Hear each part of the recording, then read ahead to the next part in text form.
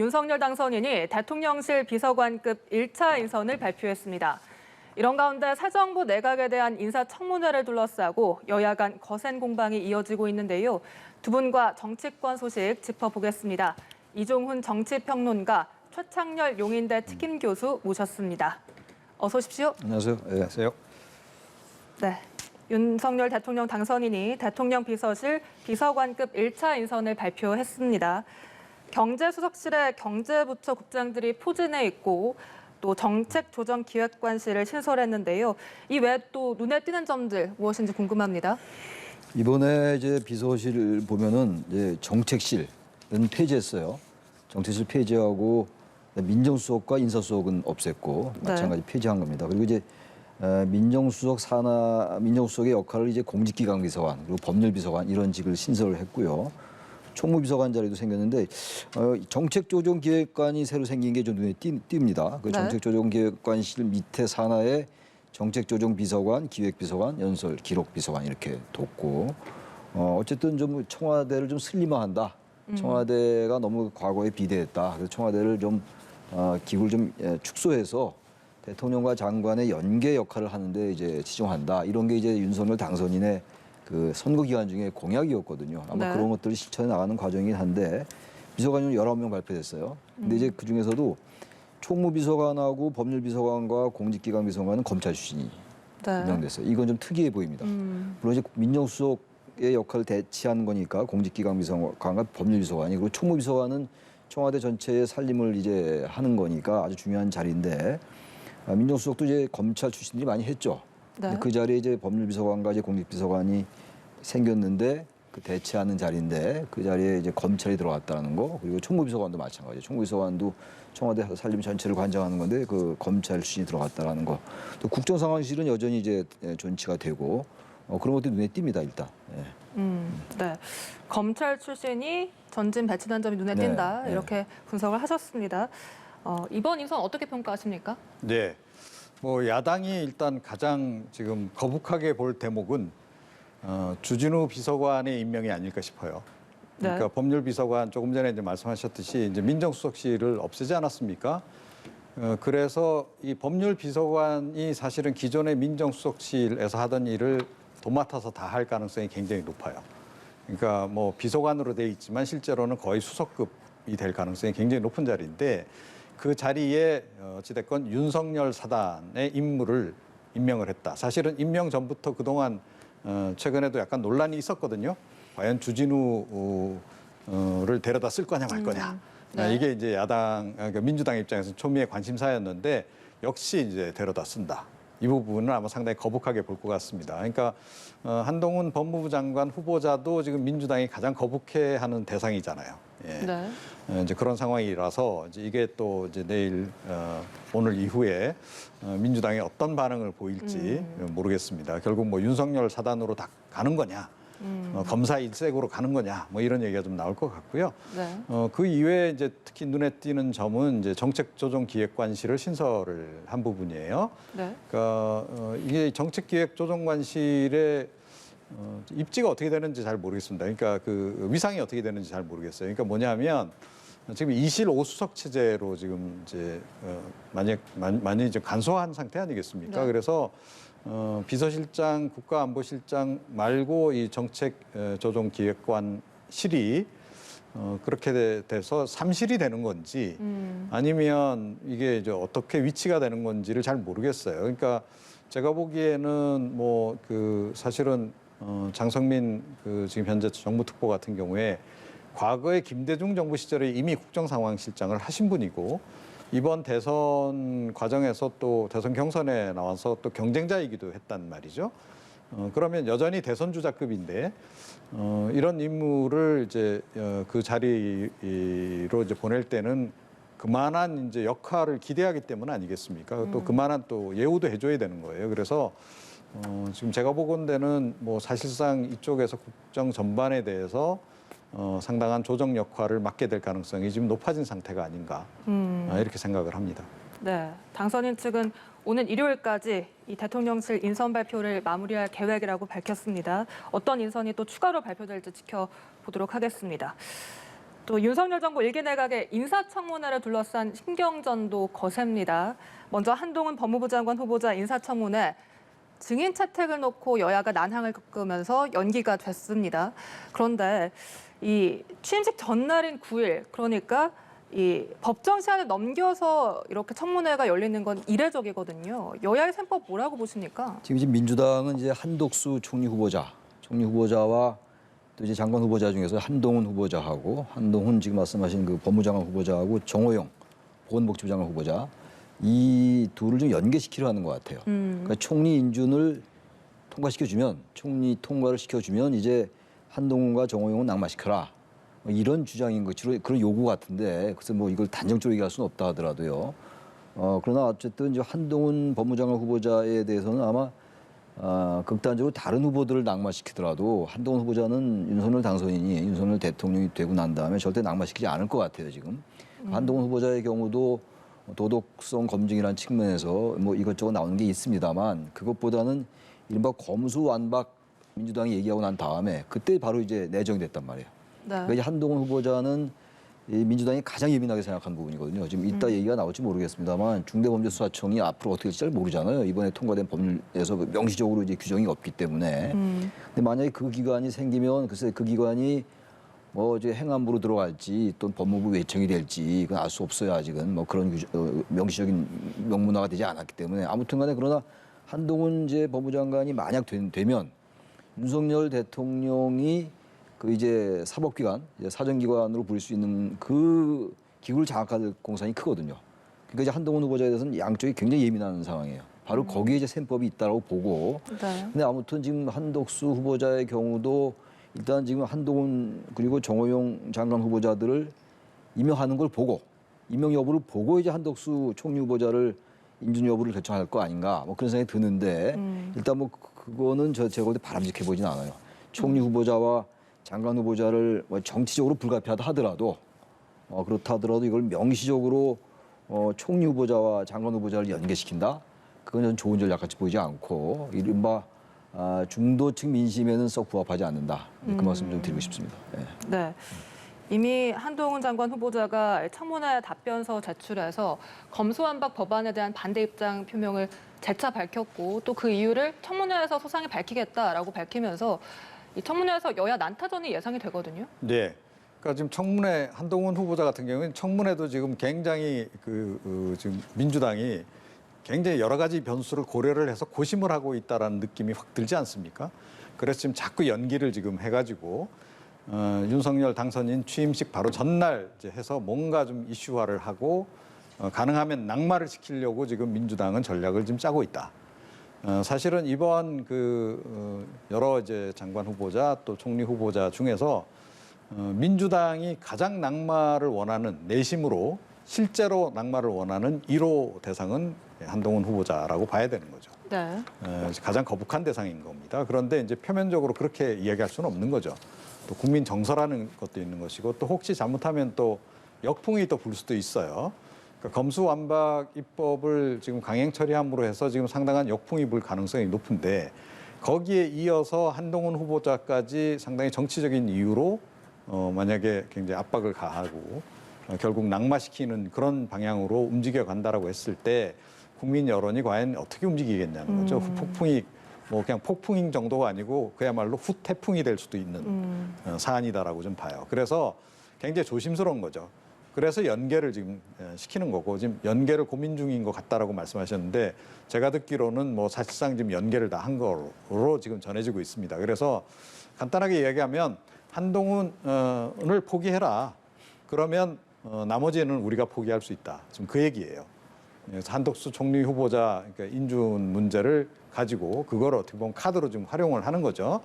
그래서 한덕수를 우리가 좀 이렇게 통과시켜 줄 테니 그 대신 지금 말은 지금 뭐 정호영 후보하고 같이 지금 두 사람을 이야기는 하고 있는데 내심으로는 한동훈을 어떻게든 좀 자진 사퇴하는 쪽으로 지금 윤 당선인이 움직여주기를 지금 바라고 있을 겁니다. 그런데 윤 당선인 입장에서는 아주 극단적으로 얘기해서 한덕수 후보는 차라리 포기하는 한이 있어도 지금 한동훈 후보자는 포기할 수 없는 그런 상황이 돼버린 거예요.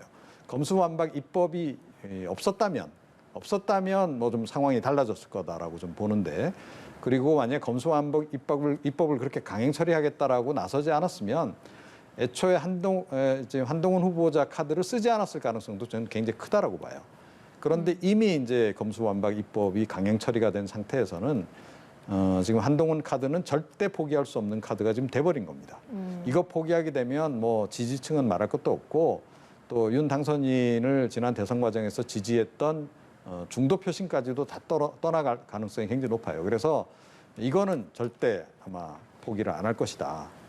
이렇게 생각합니다. 그래서 민주당도 이 부분에서는 뭔가 좀 조만간 결단을 내려야 되는 상황이 올 것이다. 이렇게 생각을 합니다. 네, 두 분께서 민주당 일각의 한 후보자 인준 여부와 한동훈, 정호영 후보자 낙마를 연계하는 그 분위기에 대해서 말씀을 해주셨는데, 사실 국민의힘은 강하게 반발하고 있습니다만 이 총리 인준 카드는 민주당이 쥐고 있기 때문에 어느 정도 타협은 해야 된다, 이런 얘기도 나오고 있거든요.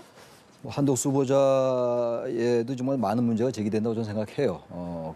그런데 지금 이 청문회라는 게 한덕수 후보자는 국회에서 인준이 반드시 통과돼야 되는 것이고, 그리고 이제 장관 후보자들은 대통령이 임명을 강행할 수 있는 거란 말이에요. 근데 어쨌든 간에 지금 그런 여러 가지 뭐 의혹 제기가 있고 여러 가지 흠결들이 있는데 결국은 정치적인 타협이 있을 수밖에 없을 것 같아요. 저도 말씀드렸습니다만. 그렇다면 이제 한덕수 후보자에게 제기됐던 여러 가지 론스타 관련 문제도 그렇고, 전관예우 문제, 관피아 문제, 과도하게 수임료가 높은 문제, 이제 김앤장에서 받은 것, 고문료 이런 것들 문제도 있고 여러 가지가 있어요.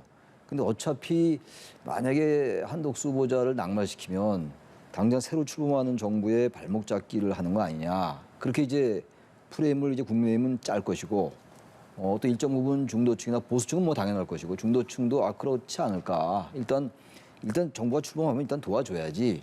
그것도 여소야대 정국이고 이러니까. 그래서 민주당이 거기에 대한 상당한 부담이 있을 겁니다, 아마. 근데 거기에 이제 지금 말씀 나눈 것처럼 한동훈 후보자가 있고 정호영 후보자가 있어요. 근데 정호영 후보자의 경우는 지금 여론이 아주 안정으로 제가 알고 있거든요. 네. 한덕수 후보자도, 총리 후보자도 보니까 부정 여론이 좀 높아요. 근데 이제 한동훈 후보자는 좀 다릅니다. 지금 좀 달라요. 아주 정치적인 이제 그런 이제 정쟁의 그 어떤 그런 무게가 실리고 있는 것이고, 정호영하고 이제 한덕수 후보자 같은 경우는 물론 정치적이긴 합니다만 여러 가지 문제가 많이 나오고 있단 말이에요. 그러니까 이게 지금 정치적 셈법을 가지고 이제 뭐 발목 잡기냐 아니냐 이런 이제 프레임 전쟁을 하는 건데, 일단 중요한 거는 현재 한덕수 후보자와 정호영 후보자에게 제기되고 있는, 그분들에게 제기되고 있는 부분들이 워낙 국민 여론이 안 좋다라는 거예요. 과연 이걸 임명을 강행할 것인가? 윤석열 당선인의 이제 몫인데, 과거에도 문재인 정부 때도 인사청문 보고서가 채택이 안 되고 여론이 안 좋은데 문재인 정부 때 임명이 된 사람이 굉장히 많습니다. 그래서 항상 나왔던 얘기가 인사청문의 무용론 같은 얘기가 나왔단 말이에요. 인사청문 시kon하고 나서 인사청문 보고서가 채택이 안 돼도, 그리고 국민 여론이 안 좋아도 대통령 임명하는 경우가 많았단 말이에요. 근데 과연 이제 임기 초부터 그렇게 할 것인가? 그럼 아니면 그 연계가 된다면 한덕수 후보자 포기할 것인가? 근데 한덕수 후보자도 포기할 수 없고 한동훈 후보자도 포기할 수 없을 거예요. 지금 현재 정호영 후보자 같은 경우도 지금 포기 안 하겠다라는 입장인 것 같은데, 좀 봐야지 알겠습니다만, 그렇다면 이걸 계속 민주당은 모든 걸 다 통과시킬 거냐? 그렇게 하지는 않을 것 같단 말이에요. 그러니까 이런 이제 여러 가지 변수들이 얽혀 있기 때문에 또 이제 2, 3일 후에 여론을 좀 봐야 되겠죠. 네. 결국은 국민 여론이 향배가 좀 중요하다고 생각합니다. 정치적 셈법도 물론 여기에 불가피하게 개입이 되겠습니다만, 역시 여론이 어떻게 형성되는가?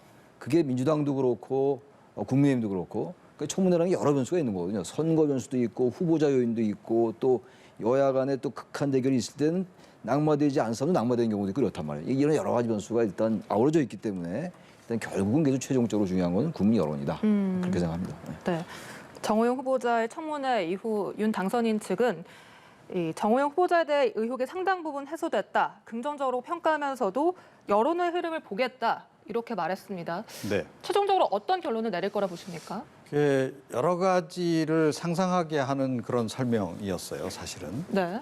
그러니까 이 후보자 측에게 충분하게 해명할 기회를 일단 주고자 했던 거 아닌가, 이런 생각이 일단 들고, 충분히 해명할 기회를 줬으니 그럼 이제 이 즈음에서 이제 뭐 정리를 하는 방향으로 가겠다라는 뜻도 약간 담겨 있는 것 같고, 제가 보기엔 그래요. 네. 그리고 그 이전에 조금 전에 말씀드린 여러 가지 이제 그 어떤 정치적인 그런 상황, 이런 것을 고려를 해볼 때 그러니까 어느 카드를 윤 당선인이 끝까지 포기하지 않고 가져갈 거냐 하는 거예요. 그러니까 한동훈 후보자는 뭐 상당한 뭐 예를 들어서 야당의 반발, 그러니까 민주당의 반발이 있다 하더라도 그대로 이거는 강행 처리할 가능성이 높습니다. 자, 이제 그렇게 본다라고 전제한다면 그러면 이제 정호영 카드 정도를 포기하면 민주당이 한덕수 이 총리 후보자 인준안을 가결시켜 줄 것인가 하는 거예요. 그럼 그럴 가능성은 별로 없는 거죠. 그때도 분명히 또 이제 계속 요구를 할 가능성이 높아요. 한동훈 후보자도 함께 정리해라라고 요구할 가능성이 높고 그래서 이 한덕수 총리 이 후보자 같은 경우에는 당선인 측에서 그냥 아예 민주당에게 맡길 가능성이 높다라고 봐요. 당신들이 네. 알아서 하시오. 뭐 이 가결을 시키든 인준안을 부결을 시키든 그 대신 부결됐을 경우에 정치적인 후폭풍이 불고 뭐 조금 전에 말씀하셨듯이 새 정부에 발목 잡기 한다는 그런 비난 여론이 일 텐데 그것까지 다 책임을 떠안을 각오를 가지고 뭐 그렇게 하려면 해라라고 이 부분은 그렇게 나갈 가능성이 굉장히 높다. 그리고 아마 이 한동훈 후보자는 끝까지 챙겨서 갈 가능성이 굉장히 높지 않나 이렇게 생각을 합니다. 네, 알겠습니다. 이렇게 청문 전국에서도 여야의 대립이 이어지고 있습니다만 검수완박 국면에서도 이 여야의 대립이 제2라운드로 향하고 있습니다. 중대범죄수사청 설치 논의를 두고 여야가 극한 대립을 하고 있는데요.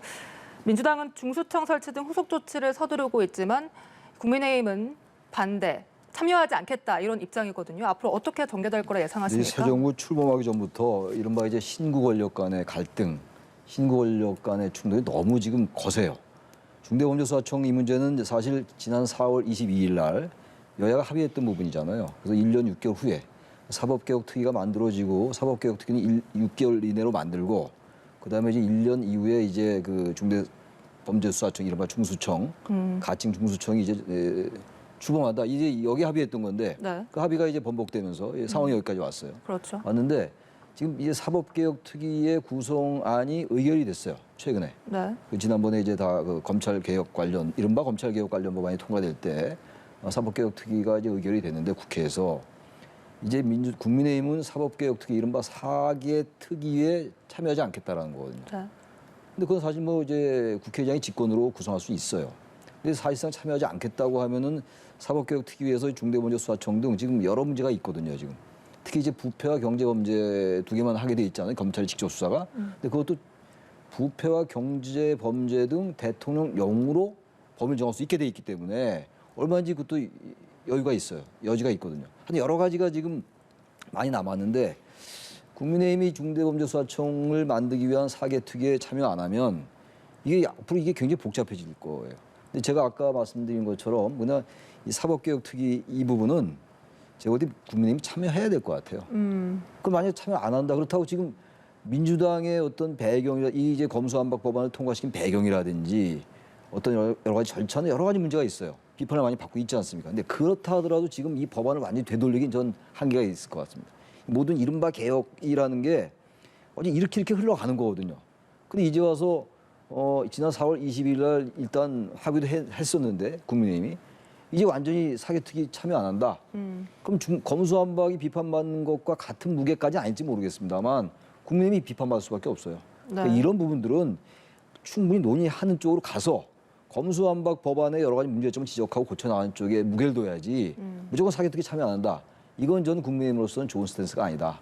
이제 그 말씀 드리고 싶습니다. 네. 그런데 사개특위에서 중수청 설치가 합의가 돼서 이 중수청 설치 법안이 발의가 되더라도 이것이 윤 당선인 취임 이후고 또 국회 하반기 법제사법위원장 몫이 국민의힘 쪽이어서 이것도 변수가 될 것 같습니다. 네.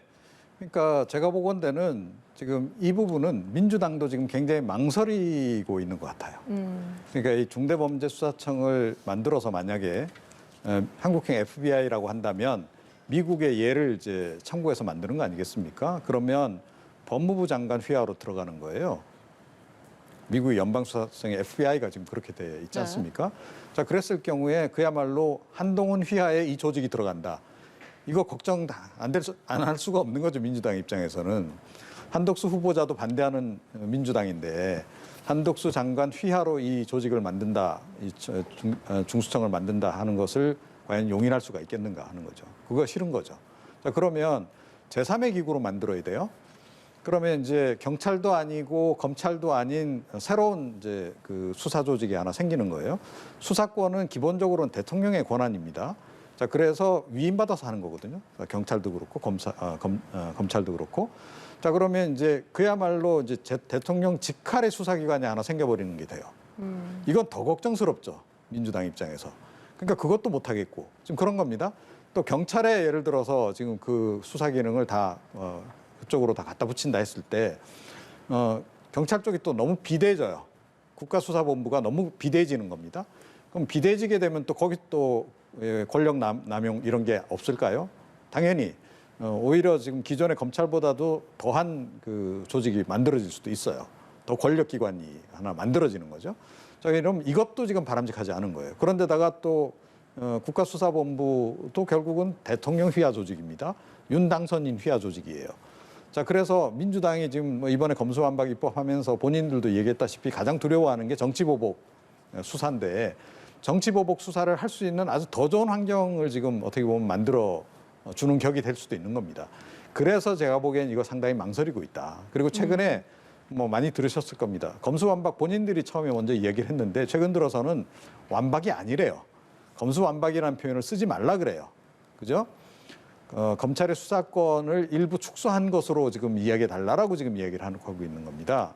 그래서 민주당 내에서도 아마 이 부분에 앞으로 향후에 굉장히 경론이 있을 것 같은데 이번에 이제 6가지 중대범죄 중에서 2가지 중대범죄에 대한 수사 권한만 검찰에 남겼는데 네. 그냥 이대로 그냥 가는 게 더 바람직할지도 모른다라는 생각을 하는 사람들도 꽤 있을 것이다. 민주당 내에. 네, 그렇게 저는 생각을 합니다. 네, 알겠습니다. 6일 지방선거 그리고 같이 치러지는 보궐선거 얘기도 좀 해보죠. 이재명 상임고문의 인천 계양을 출마설이 민주당 내에서 급속히 확산을 하고 있습니다. 당초 당내에서는 출마하기엔 너무 이르다라는 의견 그리고 차출을 해야 된다 의견 엇갈린 모습이었습니다만 최근 들어서는 차출론이 좀 더 힘을 받고 있는 것 같습니다. 글쎄요, 이제 대선 패배하고 얼마 안 됐기 때문에 아무래도 성찰의 시간을 갖는 게 낫지 않느냐라는 게 일반 논의예요. 저는 그게 맞다고 보고 과거 이제 문재인 대표 그리고 문재인 대통령 이제 그 모델 생각하는데 그때 문재인 후보는 한번 낙선하고 난 다음에 시간이 꽤 흐른 다음에 당대표가 됐다고요. 근데 이번에 이제 인천 계양을에 만약에 출마를 하면 이재명 현재 민주당 상임고문이 출마하면은 원내 진입하고 그리고 이제 당대표 선거 당권에 도전한다는 얘기 아닙니까? 굉장히 빨라요. 그러니까 3월에 대선이었고 8월에 이제 당권이니까. 그러니까 문재인 과거 대표의 모델하고는 좀 다르다. 그 말씀만 드리고 싶고. 네. 근데 아무튼 간에 이재명 전 대선 후보가 당장 보선에 출마하는 건 바람직하지 않다라는 의견이 많은 게 사실인데 제가 요즘 아까 좀 차출론이 확산되고 있다고 말씀하셨는데 제가 네. 보기에는 아마 계양을에 출마할 가능성이 높은 것 같아요. 일단 지금 검찰 수사도 일단 뭐 여러 가지 지금 얘기가 나오고 있고 대장동 사건도 그렇고 말이죠. 그리고 이재명 고문으로서는 당권에 도전하기 위해서라도 원내 진입하는 게 유리하다. 그런 생각을 할 겁니다. 단 이제 경기도가 원래 정치적 지역구, 정치적 연고인데 인천 계양을에 명분이 있느냐 뭐 그런 비판이 있는데 결국은 비판보다도 실리와 명분 중에서 실리가 더 중요하다고 판단할 수가 있다라는 거예요. 일단 계양을에 출마해서 당선되면 일단 뭐 국민의 선택을 받았다고 얘기할 수 있는 거니까 또 하나가 지금 인천의 계양을의 국회의원이 송영길 전 네. 대표였잖아요. 네. 근데 그 송 전 대표가 지금 서울시장 출마가 결정됐어요. 그렇죠. 왜 그랬겠냐 이런 생각이 들어요.